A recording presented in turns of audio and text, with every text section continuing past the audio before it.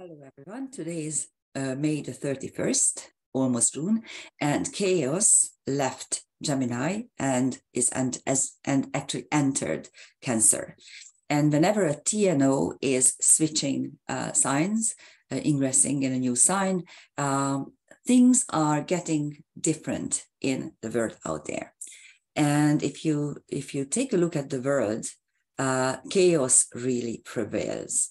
So let's take a look at just the what it does. And this is not going to be a full chart. I just made a drawing for you. Chaos, TNO chaos, which we are going to look at in detail, what it actually means, what it means in mythology, and what it actually carries in as a transcendental celestial object, is at 0 degrees Cancer at the moment, squaring Borasisi at the Aries point, the so-called vernal equinox point. Aries 0 degrees.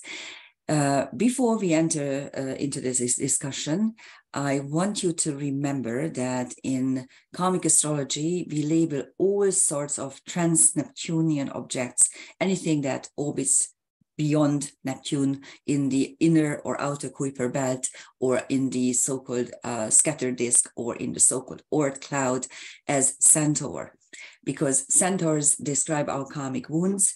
And of course, Chiron, the chief centaur, is the sum total of our karmic wounds. Its house placement tells you where you receive those karmic wounds, and the sign placement describes how. And the rest of the centaurs, the rest of the TNOs, really gives you the stories. It gives you different varieties of how and why you were wounded throughout your incarnations here on the earth plane. And it doesn't really matter what sort of celestial objects it is, whether it is really an inner or an outer Kuiper belt, or where it orbits.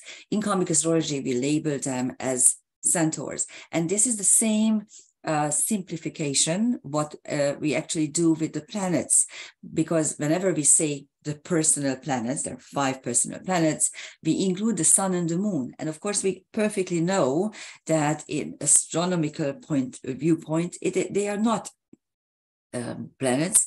One is a satellite, the moon, and the other one is our central sun, is our central star. So it's a star, but still we call them personal planets. So the same simplification is used or utilized in karmic astrology when we label everything as centaurs. And let's take a look at this little chart detail. And you can, as you can see, there is a harmonic triangle involving Sedna, Borasisi, and Pluto. And there's also a little engine involving Chaos, Borasisi, and Pluto. The little engine has its placements in perfect order, because every celestial planet is at 0 degrees of the sign. Pluto is retrograding in Aquarius. It is at the moment at 0 degrees 5.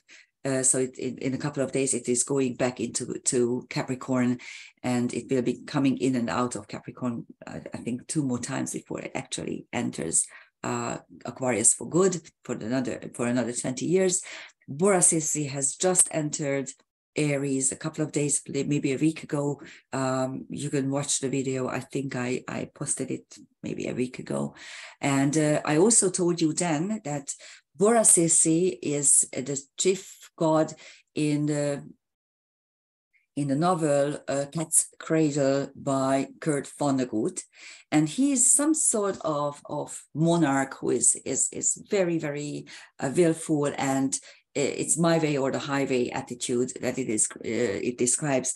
Borasisi simply is someone who is in power and wants to push things on you that you don't want and you don't choose, just because he can, just because he is able to put his will on you and wants you to do stuff that is actually not serving you in any way. And this is exactly what's happening in the world. If you look around, the powers that be, the leaders of the world are no longer even concealing what they want. They want this sort of world communism where they tell you what to eat, tell you how to behave, and actually there's not going to be any money in a regular sense. What they are trying to push is this central monetary system where you only have there's no cash actually, and there's nothing in you have a mobile phone and you are purchasing stuff that you need on your mobile phone. They don't allow you to choose really, because so it's a very, very horrible system, because your sense of freedom and also your humanity is taken away when other people tell you what to do and how to live and what to eat and what sort of transportation to use. And if this is going to happen, it's going to be like a world communism. Everyone is going to be equal and own nothing.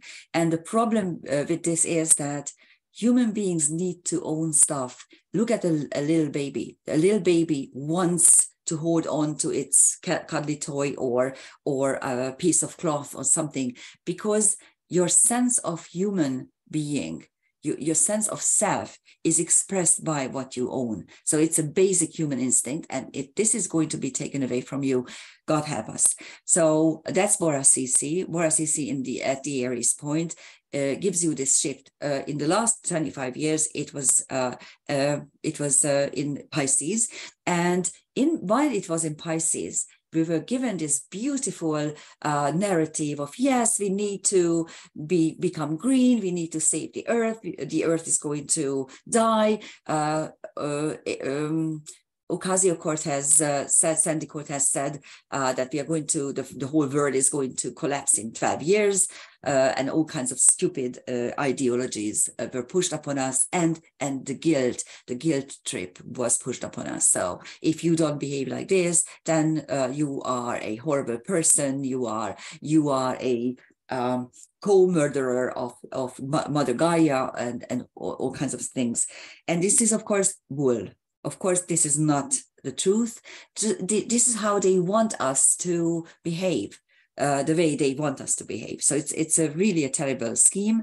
And now that Borasisi entered Aries, they are no longer even putting up pretenses. They simply want you to behave the way they want. They allow you to, and that's what this TNO in Aries is going to signify. And now chaos is entering Cancer, and there is a cardinal square between the two of them, allowing us to realize that this whole chaos in the world is programmed. As I'm talking, as I'm recording this video, there was a big fight between Serbs and Albanians in Kosovo. This is something that the West created, and just like the conflict between Russia and the Ukraine, it's in Europe, they want us to become a chaotic, non-Western and I'm not going to use any word here. So you can actually, if you look around, you can actually see that there's chaos everywhere. And now with this cardinal square, we will experience this is going to be escalating. Luckily, there are other placements in the picture. One is the fact that Sedna is still in Taurus, but it will soon enter Gemini. And with it, we will have only in 2024, but it's still going to happen. The Pluto Sedna trine is going to be in an earth sign, in an air sign, and air is thinking and creating things with your mind. So that's one helpful thing. And the other one, of course, so it's going to dissolve this cardinal T square, and so then the harmony triangle at the apex of which is chaos will be exact in energy pattern as well. And the chaos Pluto quincunx will be interesting because it describes, which is now energetically perfect, because as I said, Pluto is still in Aquarius and chaos just entered into Cancer, because so that means that you can actually transform Pluto chaos in Cancer. So let's hope we are going to be able to do that. But chaos in Cancer is a terrible thing at the same time, because chaos disrupts everything it touches, and in a way that it creates this void. We are going to look at the word itself. And in Cancer, it will create chaos in anything that is humanly possible, like family, nation, roots, traditions. That's the problem. That's what they want. That's what's, if you look at the ideologies, the gender ideology, the anti-nationalism labeled as Nazism, and all sorts of. So what they are trying to do is, if you are a patriot, they are trying to label you as a Nazi. And that's why it's very, very dangerous, because if you lose your roots and if you lose your family, your nation, your identity, they can do anything with you. They can actually achieve whatever they want if you no longer have your traditions and roots. So here's chaos in ancient Greek. And of course, is the mythological state preceding the creation of the universe.